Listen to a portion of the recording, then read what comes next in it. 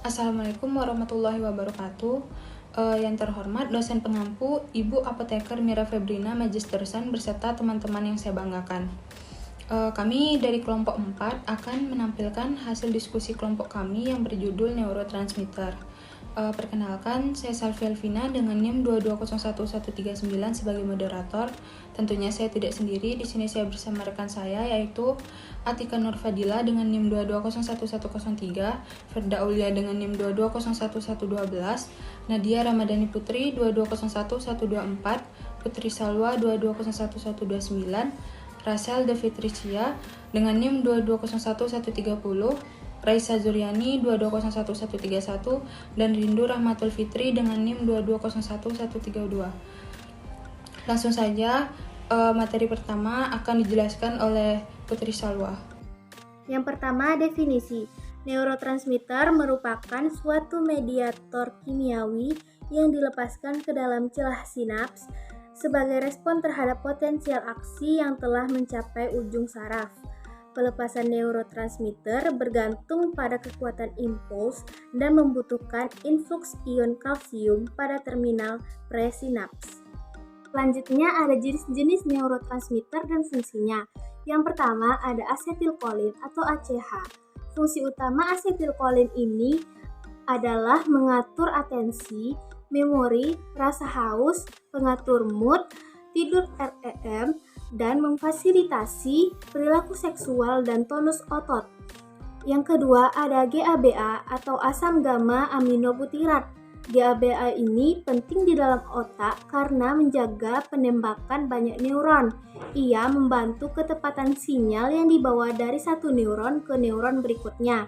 Yang ketiga ada norepinefrin, menghambat penembakan neuron dalam sistem saraf pusat, tetapi membangkitkan otot, jantung, usus, dan alat urogenitalia. Yang keempat ada dopamin. Dopamin ini membantu dalam mengatur fungsi pikiran, pengambilan keputusan, mengendalikan pergerakan volunteer, dan membantu dalam mengintegrasi kognisi. Yang kelima ada serotonin atau 5-HT.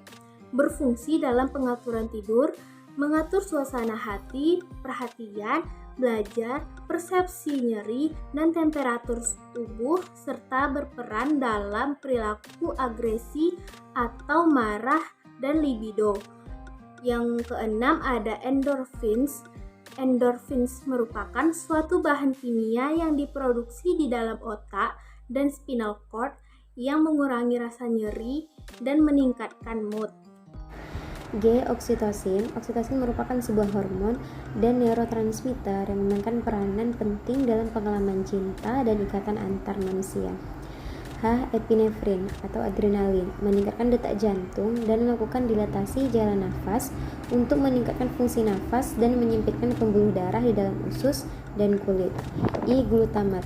Fungsi utama glutamat adalah pengaturan kemampuan memori dan memelihara fungsi otomatis. Penggolongan reseptor neurotransmitter. Guanine nucleotide binding protein, G-protein, kappa reseptor. Reseptor ini bekerja dengan perantara protein G. Saat ligan berikatan dengan reseptor, maka akan terjadi aktivasi dari protein G. Protein G ini kemudian akan bekerja mengaktifasi ataupun menginhibisi suatu enzim, saluran ion, atau target lainnya. Reseptor ini merupakan jenis reseptor permukaan sel yang terbanyak. Protein G memiliki beberapa subunit, yaitu subunit alfa, beta, dan gamma. Dari subunit tersebut akan terbentuk beberapa isoform atau protein G. Ini yang selanjutnya berfungsi sebagai menstimulasi atau menghambat fungsi beberapa enzim dari saluran ion tertentu. Baiklah, selanjutnya yang kedua yaitu ada ligand-gated ion channels.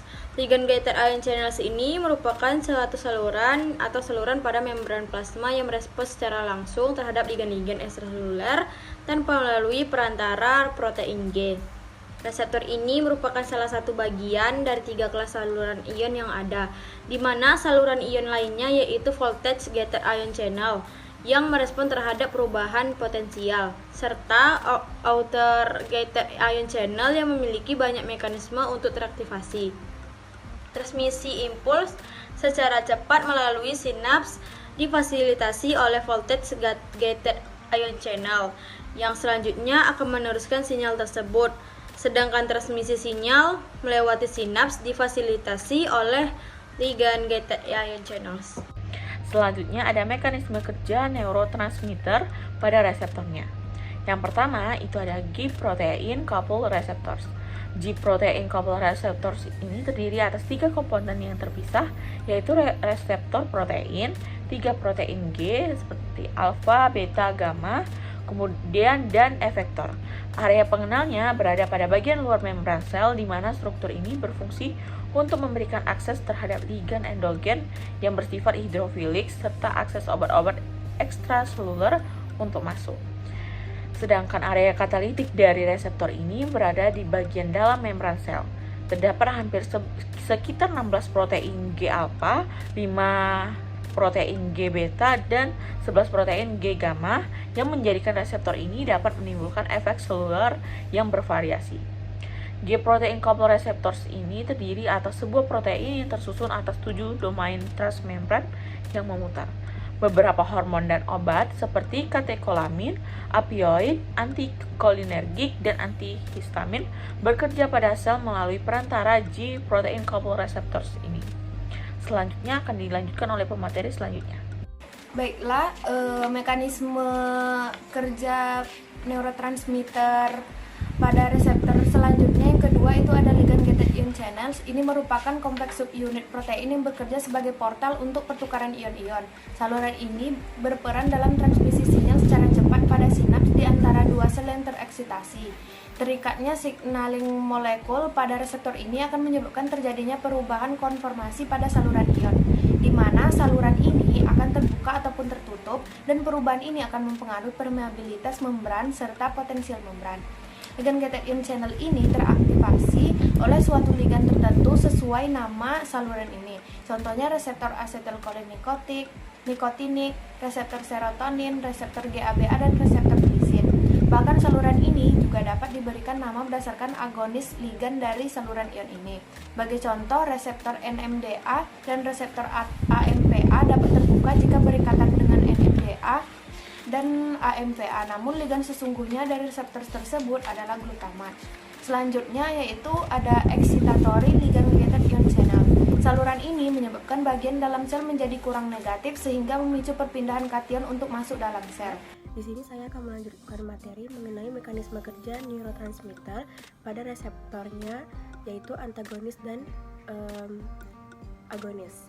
Oke, yang pertama itu ada modifikasi farmakologi pada fungsi otonom, di mana obat adregenik adalah obat yang mempengaruhi sistem adregenik, termasuk simpatomimetik yang efeknya menyerupai aksi sistem simpatis, dan simpatolitik yang efeknya menghambat atau memekan aksi sistem simpatik. Yang kedua ada agonis adrenergik. Yang pertama itu ada A, klasifikasi agonis adregenik. Yang pertama itu ada direct acting agonis, yaitu obat golongan ini langsung berikatan dengan reseptor A dan alfa dan beta, kemudian menghasilkan efek yang sama dengan stimulus saraf simpatis ataupun efek yang dihasilkan hormon epinefrin yang disekresikan oleh kelenjar adrenal medula. Contohnya itu seperti obat epinefrin, kemudian norepinefrin, sama isoproterenol, dopamin, dan fenidal. Ada indirect acting agonis. Obat golongan ini mampu memasuki neuron persinaptik dan merangsang. Pelepasannya itu pelepasan norepinefrin dari sitoplasma neufron maupun dari vesikel penyimpanan.